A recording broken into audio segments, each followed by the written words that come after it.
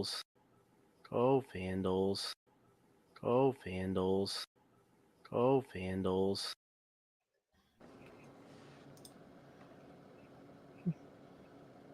Dallas, you're muted. Jesus Christ. Look at that amateur hour right off the start. We are really ready to run right off of this extended break, guys. Welcome back to Amateur Hour, also known as Tubs at the Club, the Idaho Vandals affiliate on the Big Sky Podcast Network. You're going to notice there's 4 of us on the screen today. I am your sometimes host, Dallas Hammer, joined today, as always, well, most of the time always, by brave, bold Bryan Marceau, coming to us live from a new studio. Yeah, on location in, dude, I don't know if you guys know this, but like you can stream from inside a Prius if you have a device. In Yakima, visiting the in-laws, but couldn't keep me away from the show. It's, look, we have 24 days or so until Vandal football starts. So, yeah, break's over, time to roll. That takes us to the man in Moscow, Martin Heemstra. Martin, how you doing, dude? It's going good. It's life's good, work's good. Most excited that our my tribal chief is back, and I'm excited to be back on the show again. And last but not least, it's Trevor Lawrence's biggest fan, a man who I really hope has a Blake Bortles jersey, because Blake Bortles was my hero. Ripping cigs and pulling construction. It's Trebe. I am super hyped to be here with you fellas, and I'm super hyped to talk Idaho football. But Dallas, since you said that, I'm going to do an impromptu thing here, actually. And I'm going to show you this autographed Blake Bortles jersey that I have on the wall. Yes! So best moment in Tubbs history. Had to do that. Excited to be here. Excited to talk Idaho football and maybe the occasional Jacksonville Jaguars when we got a minute. Love to hear it. Everybody, just welcome back. We've got 15 people in the live chat at the moment. We're starting back from the summer break. Football has not quite started yet, but that doesn't mean we don't have football to talk about. So we're going to jump in just right to the meat of this, guys. Big Sky Conference polls. They're already out. We've got the media poll. Idaho finished 3rd. We've got the coaches poll. Idaho finished 3rd. In both polls, Montana 1, Montana State 2, Idaho 3. We're going to kick it over to newest member of Tubbs at the Club, Trebe. Trebe, your thoughts? I like that this year seemed like the media and the coaches, we'll get into that in a little bit, we're more in unison. Doesn't seem like there's as much of a discrepancy in where the Big Sky standings are going to be, at least in the top half this year. I think it's without a doubt Montana, Montana State, and Idaho. As far as Idaho's placing at number 3, I think that's where they should be. I mean, you're losing guys that were key contributors on the offense. Very excited to see what this defense can do. I have them projected to be maybe the best defense in the Big Sky. I like their defensive line. I like their secondary. I like what they can do. I think the offense is their biggest question mark. I think 3 is a perfect place for the Vandals to be in the preseason poll. Yeah, I mean, think about 3rd in the Big Sky, year in, year out. That means you are competing for the 7 or 8 seed in the FCS playoffs. So, hey, that sounds about right. Keep in mind that a lot of people who vote for these are not as familiar with some of the guys for Idaho as we are. To many of the voters, there's a lot of questions that are not answered. That a lot of questions like we're not that worried about right now. So, no, dude, 3 sounds fine. 3 is, again, top 8 in the nation, pretty much. That's around where Idaho is in some of the preseason polls. Which, of course, they both matter and they don't. They're not. That doesn't mean you're inherently good, but it's absolutely beneficial to start out high in the polls. So, yeah, I mean, it sounds about right to me. I'll take it. For me, it's as long as they were in the top 4. That was I wasn't going to be too upset about being 4th or 3rd. While I think this team probably has the chance to be better than that. Like Trebe was saying, the defense is phenomenal. Bryan, like you said, that like we're talking about a seed here in the playoffs, being projected in the top 4 here. Which, hey, real asterisk, an old school seed, because the FCS has adopted 16 seeds. So it's the old school that means you get a first round bye type of seed. Yes, thank you for the clarification. We will obviously get into that when it's more appropriate to discuss that with everybody. I don't think anybody wants to hear us break into Big Sky seeding and FCS playoff preview in August. But that comes after we talk CFL draft. Yes, that's CFL draft shortly after we talk about how ESPN Plus has been terrible. Hashtag lateral move. Yes, lateral moves everywhere. Okay, shade aside, everybody. Realistically, you, as long as you're in the top 4 seeds or the top 4 of the poll, everybody knows Idaho has a solid program. I see why Idaho only got 2 first-place votes in the media and none in the coaches poll. When you look at the names that are gone, Giovanni McCoy, Anthony Woods, Hayden Hatton, Jermaine Jackson, you lose so much offensively. There's a couple of good defensive pieces that have obviously departed. We all think much higher of Jack Lane than probably the general media does, because we've seen it. We have the birdies in the ears. I feel really good about it.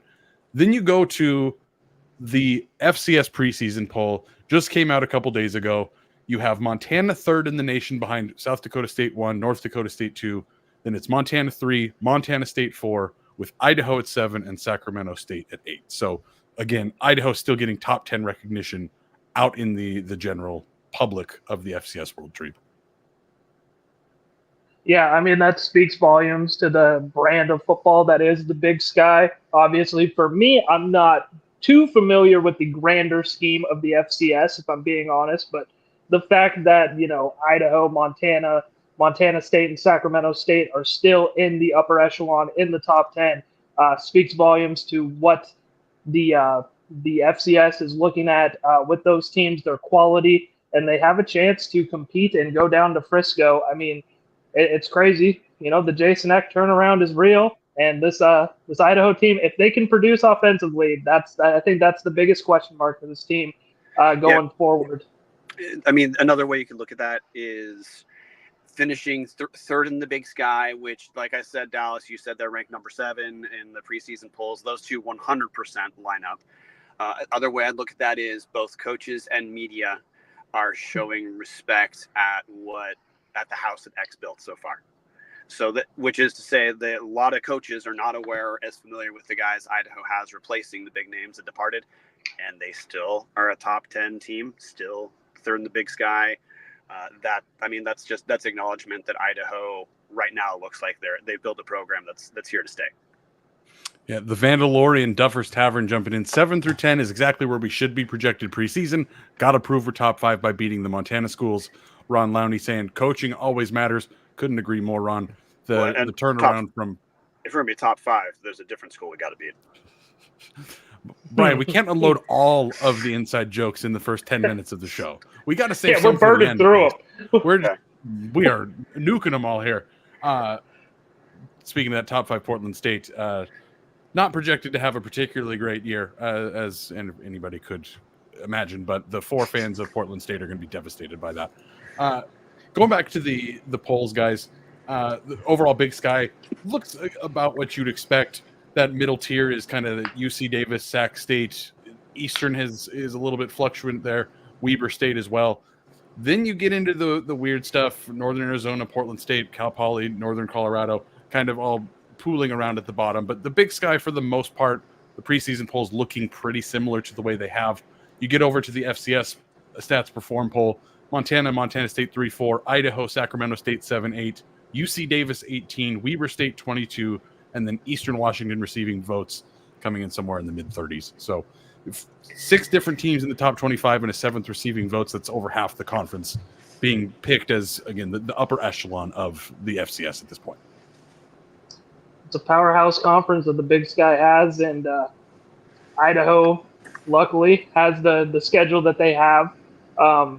Off the top of my head, they don't play Montana, but they play Montana State. So, they get a fair advantage not having to play Montana there this year. So, with a favorable schedule and, playing kind of those bottom tier Big Sky teams that you already mentioned, it seems like this kind of favors Idaho right now, at least in my opinion. Yeah, I don't have anything else to add. Pretty quick. Our next thing we're going to jump into, hashtag producing in public. we've got an interview with Jason Eck from Media Day where I brought up the polls as well as a bunch of other stuff.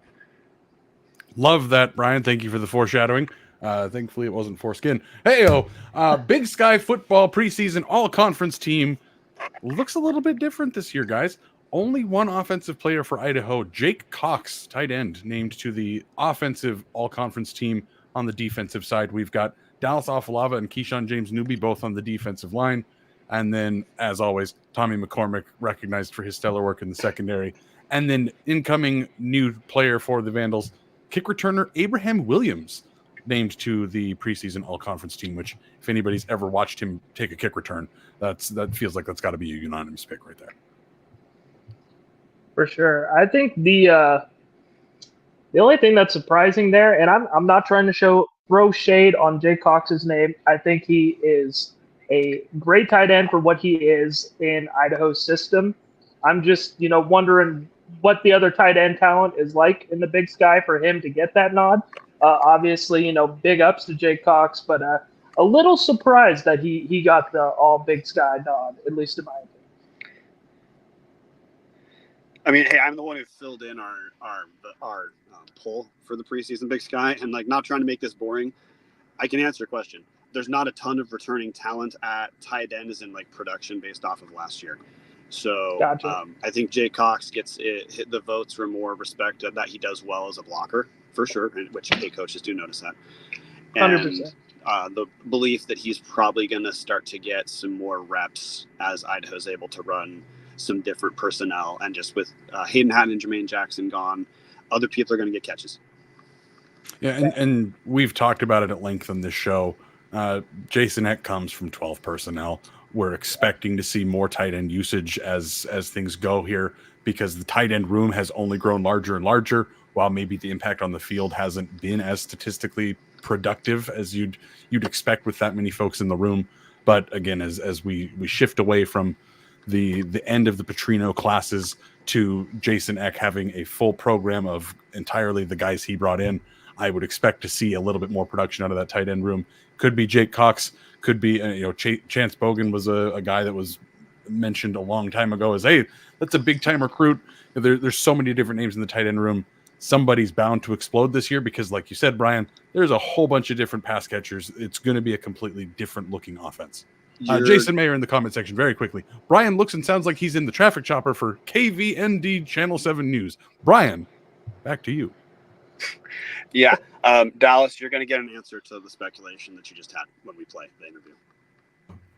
Which we are going to do right now as soon as I figure out how to present the damn thing. So without further ado, other than me trying to hold here because StreamYard doesn't like how big this video is, as it continues to load, we're trying to get Brian's exclusive interview with Jason Eck at Big Sky Media Days.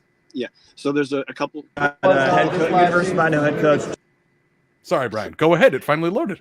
So, hey, you guys are going to hear the audio is not fantastic because Media Day is kind of a gigantic clusterfuck of a ton of people there talking at the exact same time, plus TV is shooting exclusives behind us. But additionally, the first interview we're going to play, because there's two interviews we're going to play for sure, is Jason Eck and Keyshawn James Newby stays for the defensive questions. So most of the questions directed to Jason Eck. There's a few to Keyshawn James Newby. Then when we shift to talking offense, Keyshawn leaves, and it's just Eck the rest of the way. Perfect. Here we go. Jason Eck, here, Keyshawn James Newby also. He's going to join us. So, hey, first question. Idaho comes in number 3 in both polls, which polls don't matter necessarily, but number 3 in the Big Sky year after year is pretty much a first round, a top 8 seed. And likely, that means a first round playoff bye. How's that sound this far out?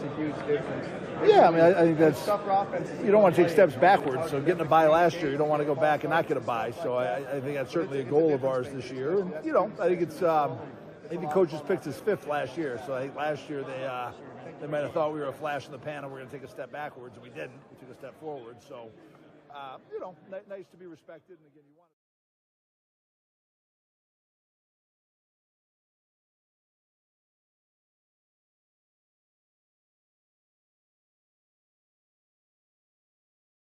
I'm not crazy. We just completely lost that audio, right, guys?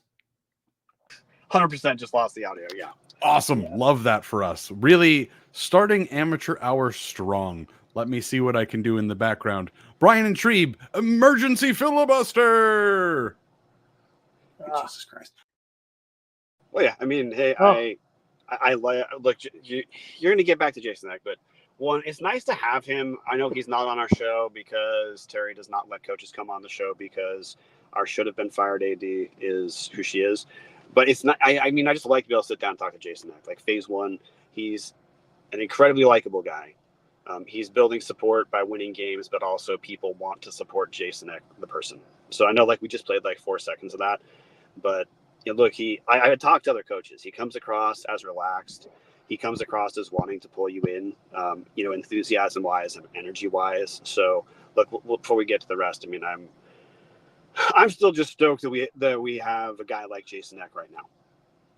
Yeah, no, I mean, for the 2.5 years I covered Idaho, I mean, he was a blast to cover, and not only just doing interviews, but I mean, just talking to him about life stuff. I mean, he cares about how you're doing. You know, he has just casual conversations with you. I mean, you talk about Dallas mentioning Blake Bortles at the beginning of this podcast. He would question me about the Jags almost every other practice during the spring. I remember he asked me one time, he's like, "Why do you like the Jags? Were they ever good?" And then I had to answer that question and say, you know, we were good one time in 2017. You know, he's a good guy. Yeah, and I don't know, dude. It's also just not. There's some Idaho stuff we're going to choose to talk about either on a different episode or at the end of the episode. It's nice that he just, all the frustration that you can have about, you know, the stuff like the volleyball thing finally the coach finally being Ramona Kristakova finally being named coach, all of the noise that shouldn't exist in the first place. What it's for me, being able to then go to media day, it just kind of washes that away in the moments, like talking to the coaches, just like it can wash it away in the moments of watching the games, which isn't to say it goes away. But, you know, I mean, one of the challenges for Idaho right now, or for a lot of Idaho fans, is how do you thread that needle of you want to be ecstatic about like what you should be stoked about, for, like football, but you're frustrated with the you know, stuff like volleyball, stuff like the women, what's happened with the women's head coaching situation. All that stuff happens. You want to figure out how do I orient myself to be excited about one thing while not completely like ignoring another. Jason Eck, in the moment you're with him talking, makes that part easy. Yeah, 100%. And he's not afraid to answer the hard questions either. Like, I mean, if you like say Idaho has a bad game, and during the Eck era, very rarely happens. And if there's something that they did wrong, or maybe a bad play call here, or a bad situation there, you know, he's not afraid to take it on the chin and give you an answer about what he was thinking in that scenario. You know, he's not a guy that ducks from hard questions. Say somebody on the roster is not there anymore, he's going to give you a reason why.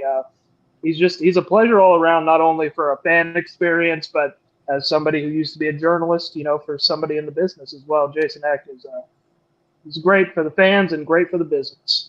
So while Dallas is resolving this, we can also talk about the State of the Big Sky Conference address that came from Commissioner Tom Wistrcill.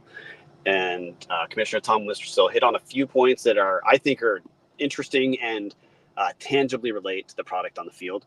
So this year in the Big Sky, all coaching staffs are being equipped with tablets that have access to a minimum of 3 different camera feeds for instantaneous video access, with the goal for that to be a teaching tool. That's new in the Big Sky.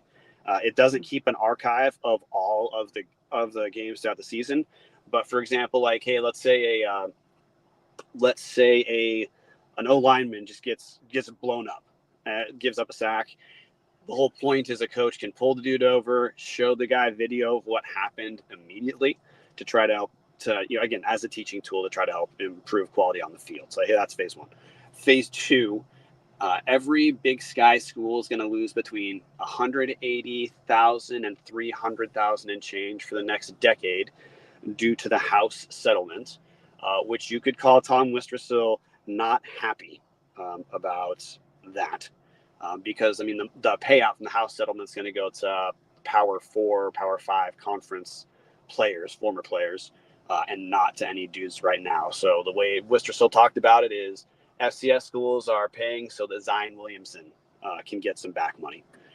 Then Wistrcill was asked a little bit about conference realignment, and his take was right now, look, hey, obviously things are shifting, but in the college football world of today, if an FCS school moves up, you got the $5 million payout plus now an extra $8 to $10 million. Jesus Christ. That you're going to need. And he's just not that concerned, he said, about that many schools bailing at this point. He thinks G5 is honestly one of the hardest financial places to make right now, and that broadly speaking, the Big Sky Conference looks steady where it is. Obviously, some schools are going to look elsewhere, but overwhelmingly, Wistrcill feels confident that the teams who are in the conference right now are probably going to be in there for the foreseeable future.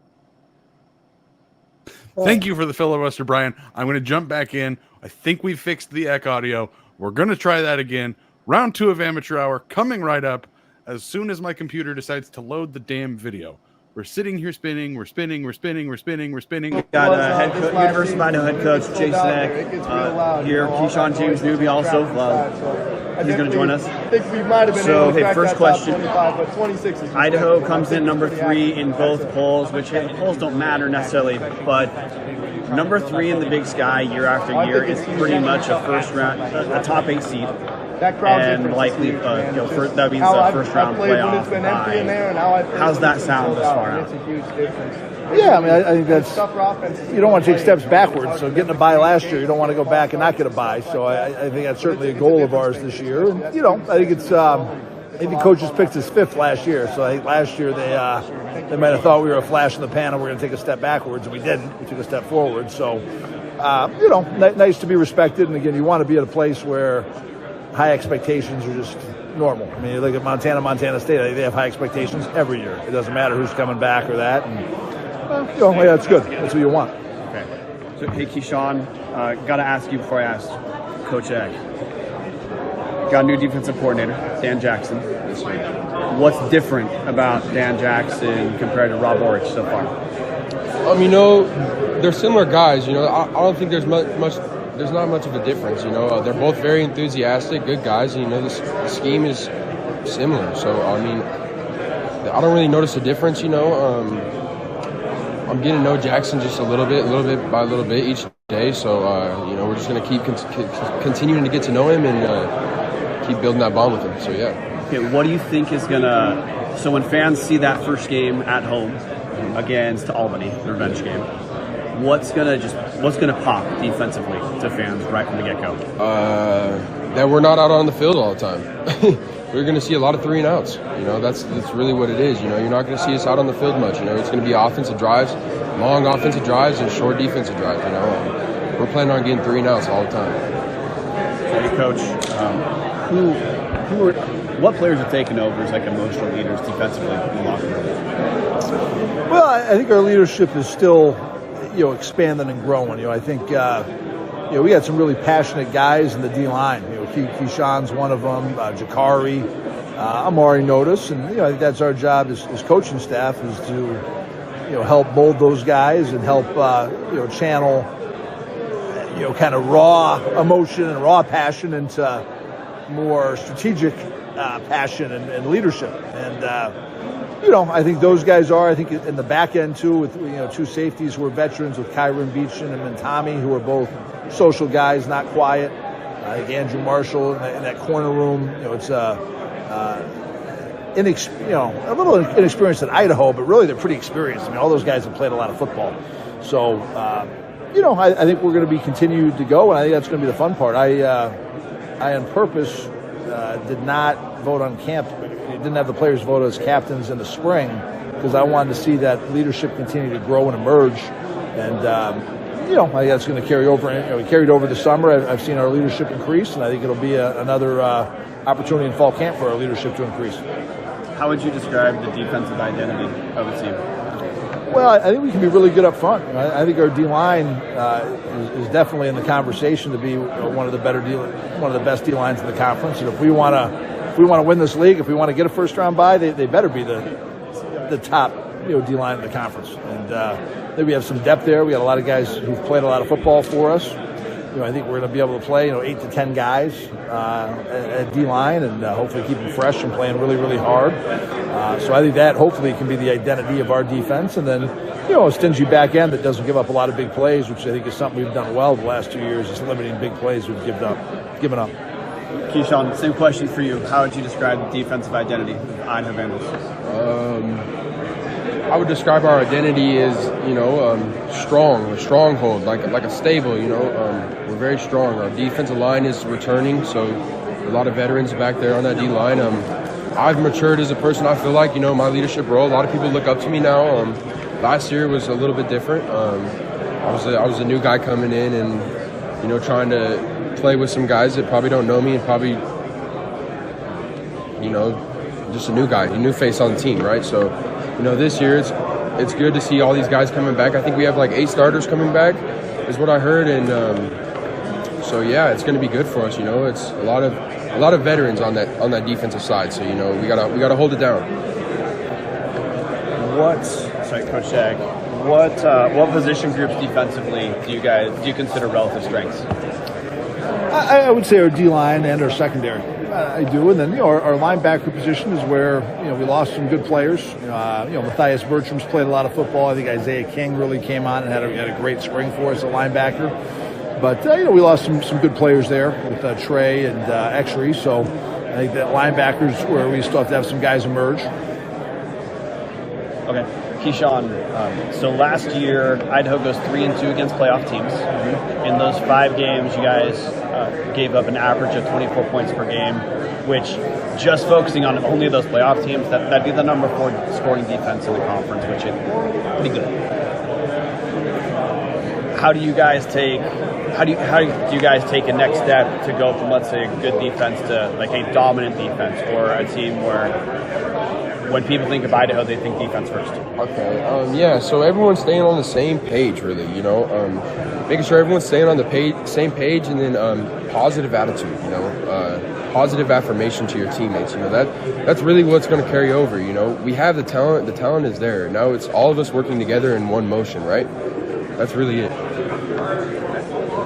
Coach Jack, how would you describe the development of? So your linebackers, relatively speaking, the youngest position group within the defense. How would you describe the current developments in the linebacker room? Well, I was very impressed by Isaiah King's growth in the spring, and he's a guy who played at a really high level for us in special teams early in the year and was one of our best guys, but he struggled to stay healthy. He's had a lot of injuries, and he had a bad hamstring pull that really limited him as the year went on. And I think that's going to be the challenge for him, taking care of his body and becoming a little bit more mature. And I think that's part of growth and maturity as a football player and as a person, is just understanding that that's your responsibility. I mean, that's your body is what you can't play college football without your body. You got to take care of it. And he's done a really good job, and hopefully that will continue to increase. Zach Johnson, I think, is a talented guy who I think could factor in both at linebacker and at D end, because he really does a good job bringing some speed to the edge rusher. And he can be a great complement on the other side from Keyshawn in passing situations. Dylan Lane is a guy who got to play some last year and started early in the year, ended up getting beat out as the year went on. But, he made a big play on that trick play. I think it was in the Southern Illinois game. So he made a big play in the playoffs for us. And then Jackson Eck has continued to get better. He had a nice spring ball, especially the second half of spring. Had a nice play, interception return for a touchdown in the spring game. So I think he'll factor in there as well. Keyshawn, how does Idaho get back in the black on turnovers? It's the back half, back half communicating, making sure their communication, communication back there is just as important as communication up front. So, as long as they're communicating back there, it's going to be good for them. Okay. And last defensive question, in case you got to go. So, Coach Eck, would you, cornerback specifically, are where we're going to have the most new faces and then transfers, which are, of course, the 3 transfers you brought in all have FCS experience. Is it so right now? Do you expect KJ Trujillo and Corey Thomas Jr. to be 1 and 2? No. I think Andrew Marshall is probably our number one corner right now. I think he had a tremendous spring and has had great growth. Probably coming out of spring, Corey was number 2, but I think, Abe and KJ were very close behind. I think Abe is a guy who's had a great summer. Corey's had a great summer as well. KJ's had a few injury things that have nicked him up a little bit, but I'd say it's, Marshall and Corey coming out of the summer right now are 1-2. But, we got to keep them healthy, and then we got to, I think all 4 of those guys are going to play a lot of football for us this year. All right, so now a few offensive questions. When you were in the booth for the spring game, which by the way, if we can get you in the booth more, we don't want you off the field, but you're great. Yeah. So I think the spring game that'll be a regular thing. So I'm not going to do it during regular games, but spring game. Right. So you described the running back room as essentially like a 3-headed monster. So and those 3 guys would be, we have Elijah Cummings, who's back. We have Day Buchanan and Nate Thomas would be the 3 you referenced. At this point, do you still expect that to be the case, that those 3 are going to share the majority of the rushes? I do. And, I think those are 3 talented guys. Eli played at a high level for us in 22. He's a versatile guy who can all 3 of them catch the ball well. He can be involved in the passing game in addition to the run game. They're all a little different, but Eli is really good at making guys miss. Day I think has the best speed of the 3, and then Nate Thomas is the biggest. He's a physical runner, can run through some arm tackles. So I think they complement each other well, and I expect to see all 3 have a big impact. Does Nate Thomas look like he's around 100% health? I think so. He's had a really good summer. I've been impressed in the summer. I think in the spring, I don't think he was quite 100%. His ankle was still bothering him, and there was talk. One time there was talk, should he have a surgery, or that type of thing. We decided, he decided, kind of based on the recommendations of our medical team, that he probably don't need the surgery, just keep rehabbing it, and I think he looks really good this summer. So the wide receiver room, or just pass catchers in general, it's going to look different when you don't have one of the best receivers in program history. Of course, it is different. So, first question, do you expect to see more involvement from the tight ends this year? Like, for example, using more 12 personnel? I think, that's something I think, 2 things I'll say. One, I do definitely expect to see more involvement from the tight ends. And I think one of that is Jack Lane. Jack Lane, I think, gets through his progressions very fast. If you remember even his first start against Idaho State in 22, Connor Whitney, I think, had a season-high catches in that game. So I think he is going to get to the 4th or 5th progression on routes a lot more than our other quarterback did last year. I think our other quarterback, if the first couple guys weren't open, was more likely to run, and then it became scramble rules and stuff. Still probably looking back for the top guys, where I think Jack's just going to get more times where he takes what the defense gets us, get through it, which I think will get the tight ends more involved. I think I'd say one of the questions we have to answer in in fall camp, is the relative strength of our team of our second tight end versus our 3rd wide receiver. I think the last 2 years, our answer has been that our 3rd wide receiver is a better football player than our second tight end. We're going to be in a little bit more 3 wide sets. I think it's kind of unknown. I think that's going to be a competition. I feel pretty good that Dwyer and Hamper are going to be starters. I think Mike Graves has looked good this summer, but he played a lot for us and really was a starter in 22. So he's looking healthy. He's looking healthy, but he's got to stay healthy. He has not stayed healthy. So, I think he gives us an experienced guy. I think Coach Leisner had one of the NFL people asked me about JJ and why his numbers dipped. And, tough question. I kind of went round and round, and I asked Slice about it, and he said, why JJ's numbers dropped? Because Michael Graves was hurt. Because Graves was so fast and long, he did a good job of lifting coverage and kind of opening up big windows for JJ. And JJ not being a huge target, if those windows were small, it's sometimes tough to get it into a window to a guy who's 5'7". where Graves really got great separation, which much bigger gaps where JJ can run open to, and that's why you hire people who are smarter than you, because that was a great observation by Slice. So I think he can be a really Graves is faster than Hamper and Dwyer. I shouldn't say that. I look at my numbers. So I don't want to misquote myself, but he is fast, plays fast, and he can add something there. But we got to keep him healthy. He was hurt all spring ball. He was hurt really all last season, so we got to keep him healthy. So you brought up second tight end. Alex Moore was a starter as a true freshman, blew out his knee against WSU. How's he looking physically? I think Alex is looking solid. I think he's made progress from last year. He had a pretty serious injury because it was one where they had it didn't heal great. They had to go back and have another surgery. I don't know if he's ever going to be 100%, but I think he's embraced kind of the new normal of his health, and I think he's looked good. I do think he's probably going to be a guy who always in his career is going to be probably 30-play top guy. I just don't know if his body would hold up to playing 60 snaps a game. Mason Minnie is kind of that third tight end who emerged this spring and really took, Mason, this is kind of the nature of football. Alex Moore and Jake Cox both missed quite a bit of time this spring with injuries, and Mason took advantage of that. Mason got a lot better, so I think he's going to be the third guy who really factors in there. Okay. Are there any freshmen, this is both sides of the ball, any freshmen who you expect to either have a chance to become starters or receive significant playing time?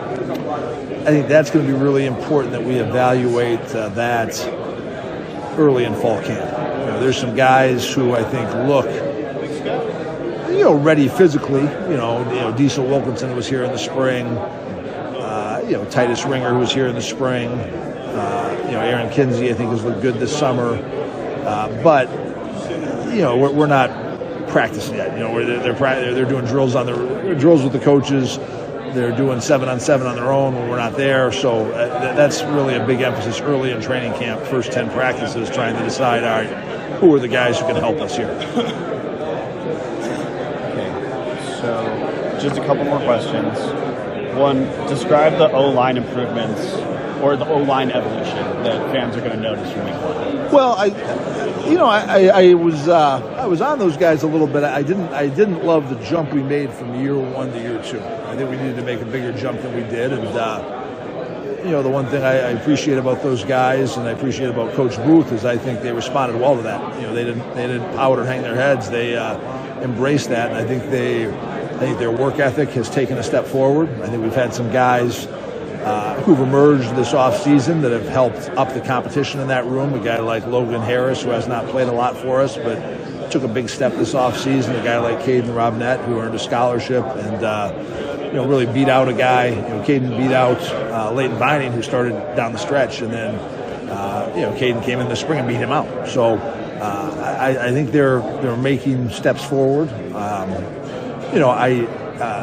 I hope they prove me wrong, and I like putting this out there because I hope that motivates them. But I think they're probably maybe a year away from really being where I want to be, where we're in the conversation for one of the best O-lines in the conference. But I hope they take that as a chip on the shoulder and prove me wrong and take that step up. And I think our D-line is good, so I think practicing every day against our D-line will make you better if you embrace it the right way.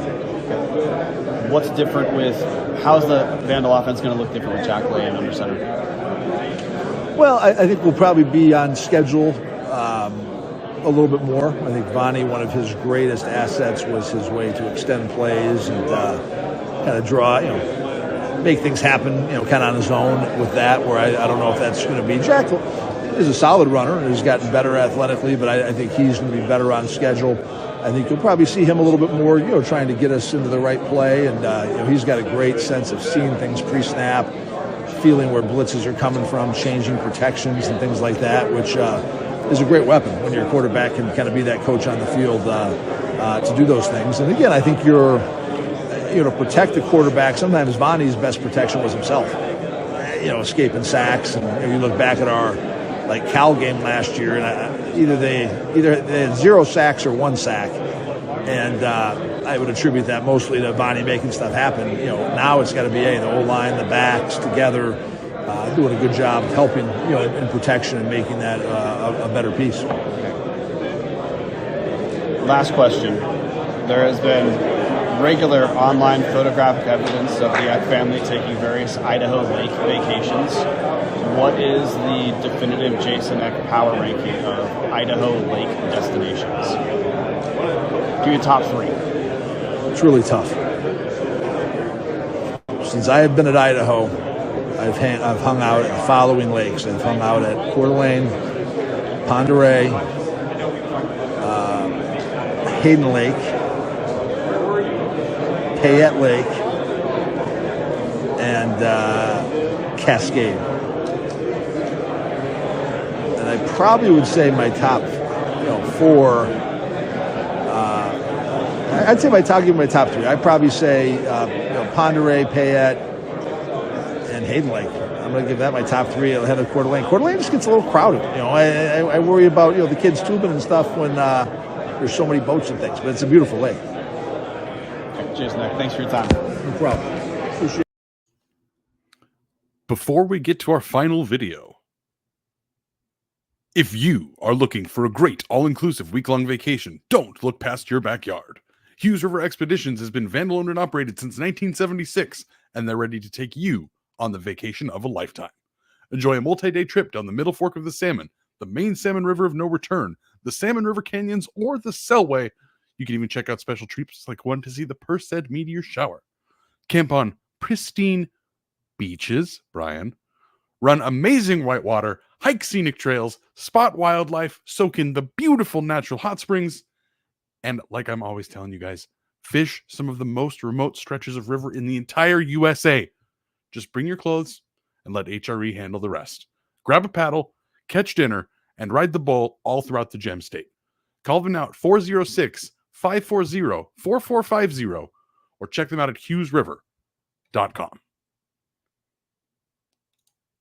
So, gentlemen, we will react to what Bryan got out of Jason Eck and a little bit out of Keyshawn Newby in just a moment. But as we pull up our second of our interviews, again, we're just sitting here waiting for the computer to load it. McCormick with us, University of Idaho, safety, Tommy, preseason All-Big Sky. You've made a couple other Big Sky teams, from the actual season, but hey, seeing your name honored, or seeing your name selected, I voted for you. How's it feel? It feels good to get some recognition. I've been fortunate enough the last 2 seasons I was recognized with a 3rd team and an honorable mention for the actual season. But it feels good, but really it's just preseason. Doesn't mean much. Still have to go out there and prove it during the year, which I'm excited to do. So speaking of stuff that means nothing, Idaho picked number 3 by both polls, but what that does mean for me, if you finish number 3 in the Big Sky, that's probably a 7 or 8 seed in the playoffs, which means first round bye. This far out, how's that sound? Yeah, it sounds pretty good. Yeah, sadly we don't get to play Montana this year, but we'll get to hopefully prove that we deserve to be higher than 3 in both those rankings with Montana State later in the year. But yeah, it just shows that we still have work to do, and we want to, it's good for our players to feed on, make sure we stay hungry. And so you guys have new defensive coordinator, Dan Jackson. So what's similar, what's different about Dan Jackson compared to last couple years with Rob Orich? I'd say, honestly, they bring a pretty similar type of energy. Coach Orich had a lot of good energy with him, and Coach Jackson, the moment he came in, he's got a lot of good energy. He relates well with the guys. He's really personable with us. I know a lot of the guys on the defense, we really like him. And schematic-wise, we got some of the same stuff, and then we got some new wrinkles that I really like. Okay. So Idaho last year, in 5 games against playoff teams, Idaho goes 3-2, gives up an average of 24 points per game, which, hey, if a team gives up 24 points a game in the Big Sky, you call that the number 4 scoring defense. Okay. That's just talking playoff teams for a second. Which is to say, I feel like low-key, defense kind of carried Idaho, at least in the second half of the season. So what's the next step then for this defense? We go out there every week, and we think we can hold people pretty low. And 24 sounds all right, but we definitely think we can do a lot better than that. I know our goal is somewhere around 17, and we think we can win every game if we're only giving up 17 points a game.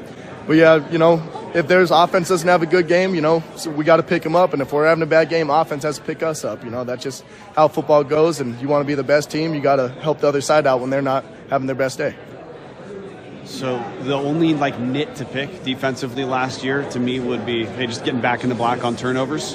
How's Idaho do that? Making sure that we really harp on it, and especially during fall camp, and making sure that, go out there and take some risks sometimes. I think that's the biggest thing is you can't play too conservative, especially our defensive backs on the back end. Just go take a risk sometimes when obvious passing down and go out there and make a play. So you're senior. Are you a COVID senior? Yeah. Okay, so is this year 5 or year 6 in Moscow? This is year 5. Okay. So you've been here for long haul. Yep.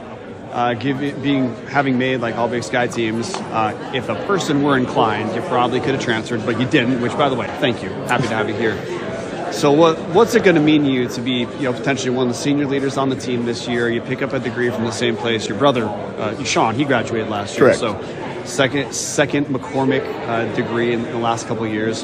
What does that mean to you? It means a lot. I know the Moscow has treated me and my brother really well. There was never even a thought in my mind of leaving. So I love this place. I love the university. I love my brothers that I've made lifelong bonds with around. And yeah, couldn't ask for anything better than what I got out of Idaho. Is there any game in particular on the schedule? Hey, I know they all matter. Is there any game on the schedule that you feel like the team has kind of effortlessly targeted as, hey, this is a big one? I definitely the non-conference games, they matter just to make sure, you need those wins for the playoffs. But the in-conference games, it's definitely Montana State and UC Davis, I think, are going to be really big ones that got to go out and play well. And they're both on the road this year, so those will be fun ones. Okay. So, Tommy, thanks for your time. Thank you very much. Can't wait to see you guys in the Dome and in September. Can't wait to see you guys beat the shit out of Albany. Yep, that's right. Thank you.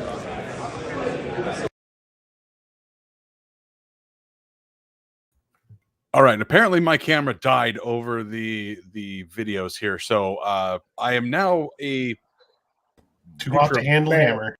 Apparently. So Trebe, we just heard a whole bunch of stuff from Jason Eck, a little bit from Keyshawn James Newby, good amount of stuff from Tommy McCormick. I'm going to let you take the wheel. Immediate reactions to any of the stuff we just heard. And amateur hour is in full swing right now. And I love it. But as far as my reactions go, my first big takeaway is I love Jason Eck's candidness on the offensive line. You could tell that was a position group last year that he really expected to show some growth, and it didn't. And the fact that he could, open up and admit that, hey, this is a group that just didn't perform as well as we thought it was going to, and he even went to the guys and said that to them, I think is going to be a point of emphasis this year. And, even more so saying that I don't even think this is the year that they take that step. I think it's going to be next year. And, we'll see if that lights a fire under him. We'll see how that goes. But I think that was my biggest takeaway from Jason Eck. Another thing I want to say is I love hearing from Keyshawn James Newby. That was a guy I didn't really get a chance to talk to during my time covering Idaho. He seems like a great quote. Seems like he really believes in this defense, and is a guy that just knows that this defense is going to get after it. So very excited to see what he can do, and just the confidence that he speaks with. It really seems like he has a really a career year loading, and it seems like obviously last year leading the team in sacks was a big deal for him, but maybe a double-digit sack season for Keyshawn James Newby this year. Bryan, you're muted. God damn it. So while I was waiting for my turn to interview Eck, and hey, the way these work is it's a free-for-all. So Peter Harriman posted up at the Idaho table before the event even started. So I just sat down next to Harriman and listened. And while Harriman was talking to Eck, one of the things Eck referenced was that he felt that there's 6 O-linemen who are 100% ready to go and I'm paraphrasing, have developed well enough that there's great confidence in them. Obviously, hey, 6 doesn't give you a ton of depth. It's better depth than Idaho had last year, but I feel like the sentiment in my interview, it essentially echoed exactly what he said with Harriman, which is to say hey, there's more depth, but it's not all the way there. And we all know, we'll talk about Idaho in depth in our Idaho episode further. But, Idaho, relative to the final 8 teams in the nation last year, Idaho probably had objectively the worst O-line. So it's just a place to develop. It's nice to hear, and like you, Treep, said, it's nice to hear him be open about it. Takeaway, I'm just gonna hit one takeaway, Dallas, so we don't like hit 300 at once. I did think I was talking defensive backs. I was interested to hear that Andrew Marshall, and with the tone Jason that gave, it seemed like he thought the answer was kind of brain dead.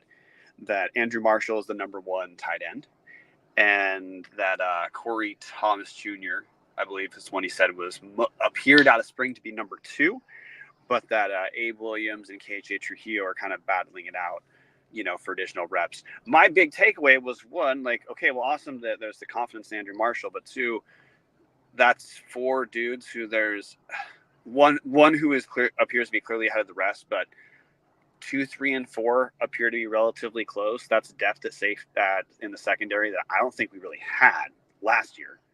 So, hey, that's, defensively, that's a potential box checked that, I don't think I'm giving anything away this far away. You should be more confident on the defensive side of the ball for Idaho than on the offensive side. But there are the most new faces in the cornerback room specifically. And if that's the level of depth we got, we might not have top end talent like Marcus Harris, but it actually might be a more productive room overall just by having more starter caliber players. Yeah, and I want to hit one quick thing on that real quick. Andrew Marshall, during the spring when I was there, he was more of a physical guy during the season when he was playing as a freshman, but his ball skills, drastically improved. His ability to get after the ball, you don't see that, especially in defensive backs from freshman to sophomore year very often. He was getting turnovers in practice. He is a guy that I think is going to be somebody we talk about a lot on this show. Marcus Harris is a D1 or, transfer to Cal FBS, FCS to FBS transfer. So, that's a big comparison, but, I think he fills a hole there and he has a lot of potential. So sorry to interrupt you, Dallas, but I had to put that in. Yeah, no, that's fantastic. Thank you for that treat, because I just wanted to piggyback off of what Bryan said. That's been a problem. The defensive backs in particular have been a problem at Idaho for a decade plus at this point, with the cushion of death of the Petrino-Bresky eras, and then Marcus Harris and the revolving door next to him that it just has not seemed like anybody has truly stuck there. Ormani Arnold was pretty solid at the end of 2022, pretty good last year.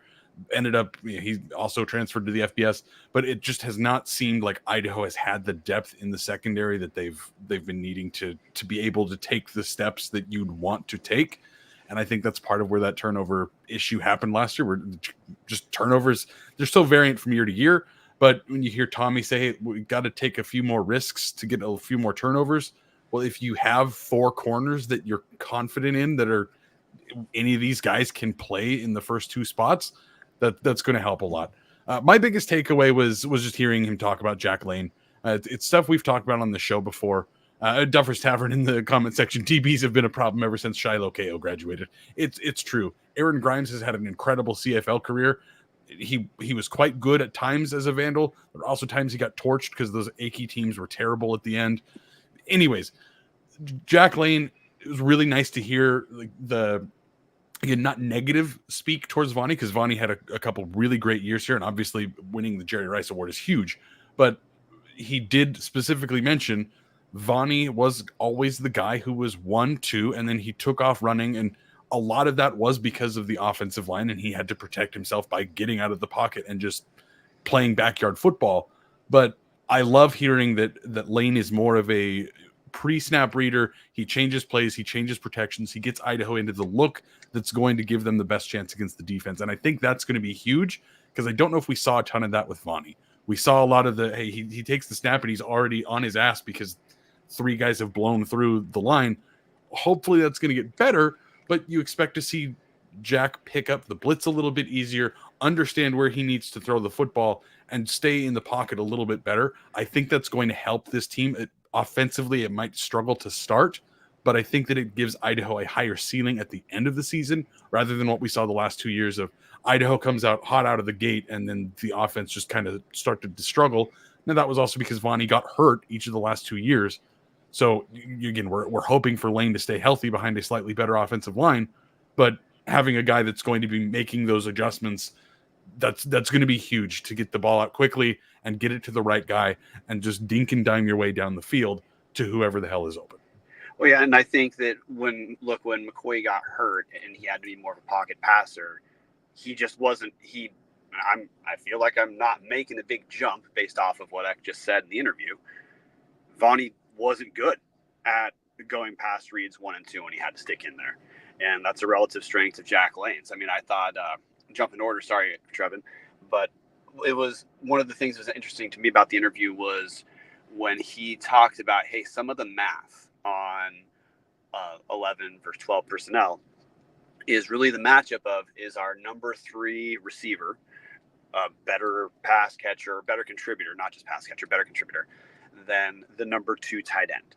And what he described is previously, I mean, for the most part, we've all seen the games. The answer in the last couple of years was no, the number 2 tight end was not a better option than number 3 receiver. Especially when your top 3 receivers are all Big Sky talent, all Big Sky talent. Yeah. But when I didn't understand Alex Moore had 2 surgeries, and that was part of why his progression was why it took him so long to get back on the field with some regularity. And then, I mean, Jason Eck also brought up that there may be some snap limitations that Alex Moore has overall. But I mean, I do feel good about Moore as a guy who's going to be a justification for going to 12 personnel more. Just because Alex Moore, he's a huge target, and he seemed like he came on towards the end of last year and then looked good in the spring game. And if we have a guy like Jack Lane, who, as Eck referenced, like, hey, in Jack Lane's first start, tight ends got way more reps. If we have a guy who's better at finding tight ends too, I mean, I feel pretty good about someone like Alex Moore getting a few more catches. Or as he referenced in the interview, because Dallas just bring it up because you referenced Chance Bogan, he addressed Mason Minnie as potentially like a number 3 tight end emerging. So I don't know. I mean, that's going to be a thing to watch as it develops. But Dallas, you've talked a lot about expecting to see more 12 personnel because that's the Eck background. And, in this interview, I mean, he didn't give a direct answer one way or another, but I do think talent-wise, the composition is different now. And I think the talent now much more probably does justify looking at 12 personnel more than it did the last couple of years. And naturally, you're going to get better blocking having 2 tight ends out there rather than one of your receivers. Again, this is not a shot against JJ because he's one of the best handles I've ever seen. It's tough when you have a 5'7" receiver out there. If you're trying to block, even with the receivers out on the end, if he's 5'7", like that's going to be a little bit of a problem. So, Trevin, any other takeaway? I clusterfucked the order. Trevin, any other takeaways? Or you brought up an offensive takeaway. Do you have another offensive takeaway? Or you got a defensive takeaway you want to hit on? No, I don't have anything too groundbreaking. I think I've said this even on the show before. I think Jack Lane's the perfect Jason Eck quarterback. Like he is the guy that if Jason Eck were to mold a quarterback into what he wants, who he wants to run his offense, it would be Jack Lane. So I think Lane is the guy that he wants, and it's going to be interesting to see how this offense runs. I think it's going to be pretty slow moving. It's probably going to be a lot of 13-minute, 12-minute possessions. They did that with Vonnie and 2 of the best receivers in the FCS, which was an exciting offense. But this year, maybe even a little bit more slow moving. So it'll be interesting. I was interested to hear that. So Nate Thomas in the spring split between the 1s and the 2s in the spring game. It was interesting to hear that the Nate Thomas we saw in the spring was not as healthy as the guy we're going to see. Because just based off his production in South Dakota, he's a guy who I'd really had my fingers crossed as someone who would potentially deliver on the hype as a transfer. Because we need a power back, but we need a power back who's good and a little more versatile. And when I saw him with the 2s in the spring game, a little bit of doubt crept in. But when X says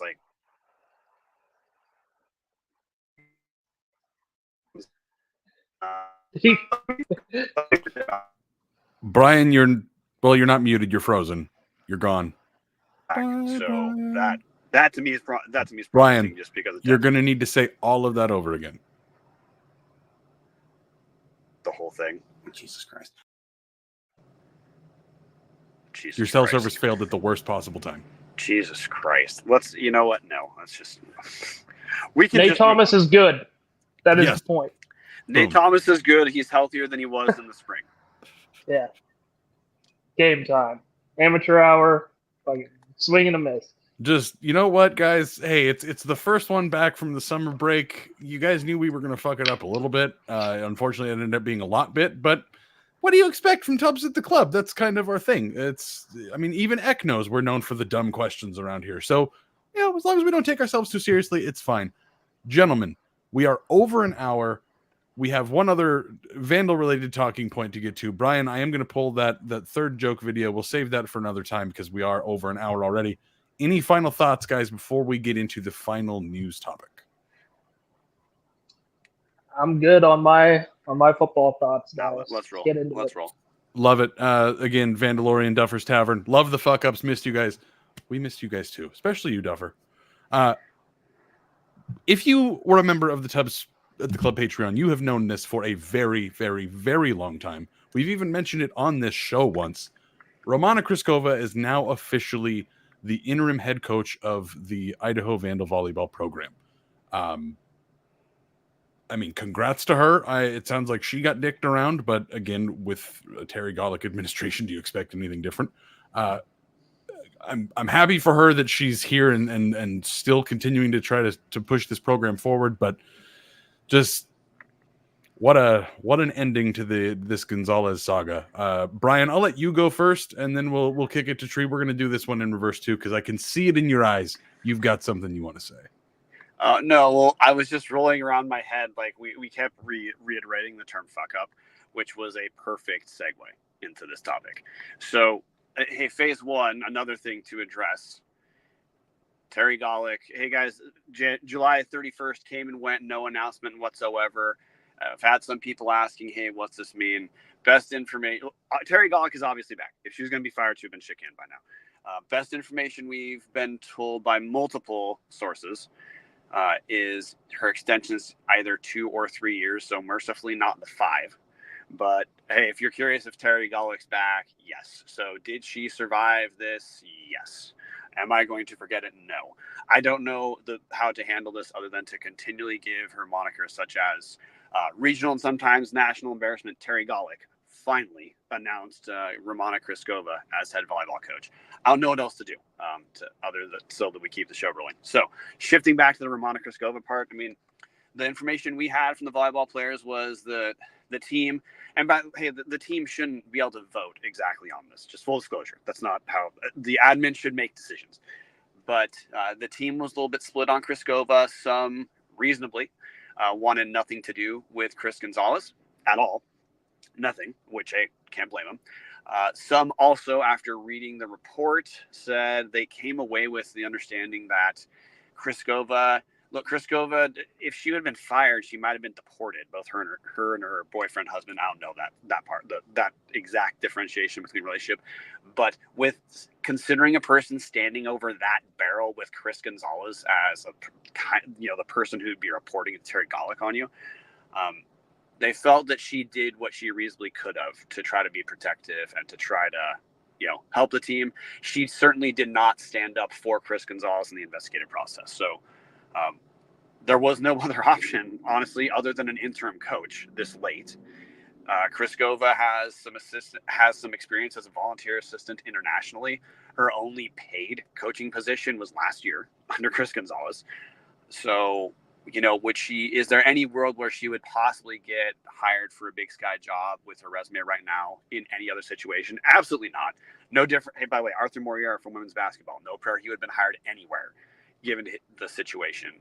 Other than a situation like this. So 2 marquee women's programs have, let's just say, suboptimal hires for this year. I wish her the best. I think there's no way she does worse than Chris Gonzalez because that's one win.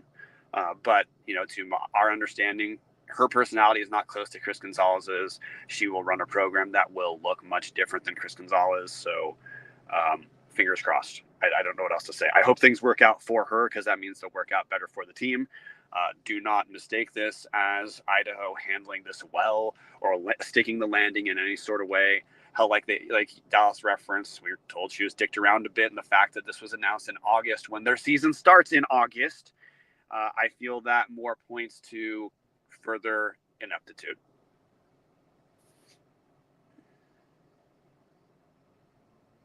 I am here for the football, fellas. That's respectable, Treep. I spent this entire summer honestly wishing that I wasn't a Vandal, that I didn't want to think about Terry Golick and Chris Gonzalez and all this bullshit.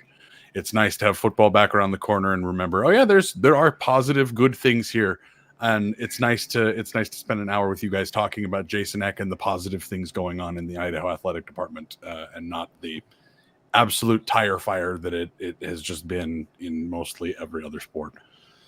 With all of that said, gentlemen, we are going to be back here over the next couple of weeks. We've got our Idaho preview episode, the Big Sky preview episode. Idaho plays a football game this month against the Oregon Ducks. Like, it's here. It's happening. It's year 3 of the Jason Eck era. This is the year that I selfishly have been expecting greatness. So hopefully my hopes aren't too high. But I think, guys, I think we're going to see it. I think this is where, again, Eck is saying the offensive line's got one more year to go, and that's probably true. But this really feels like the transitionary period where Idaho has been very good to great at times, but has also fallen off a little bit. And again, we've beat the horse to death. Idaho didn't score over 30 in the last half of the season. Just the offense just couldn't get it done. I think we're going to start seeing all of these pieces really connect and see Idaho take that final leap from top of the Big Sky to top of the country. I hope so. I think I will be at the Dome this year, roaming as a fan. So, I think as a Screaming Vandal fan this year, I'm hoping that I get to see that happen, fellas. So let's see. Yeah, well, hey, our schedule for the next weeks will be next episode's going to be covering the Big Sky Conference as a whole. Following week, we'll be previewing Idaho's season as a whole. And then we've got Oregon, which...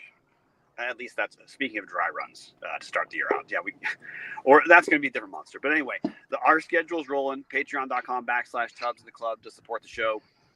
When we get inside info, #just the tip. We post that in our Discord. So like we reference people who've known our Discord who's going to be the volleyball coach for about 3 months. We keep that stuff inside. That's how it works. In addition to that, it's the most lively online space for Vandal chat. It's not remotely close. So patreon.com/Tubs the Club. It can cost as little as a cup of coffee. If you want to pay more than that, we're not going to stop you. With that, gentlemen, Bryan, Trebe, Martin, and Slapdick here, we are so excited to be back for a single season of football without all of the sadness and awful things we had to spend the whole last bit of 2024 talking about. Football's back, baby. Vandals are right around the corner. V's up, and go Vandals. Go Vandals. Go Vandals. Go Vandals. Go Vandals. Go Vandals. Go Vandals. Go Vandals. Go Vandals.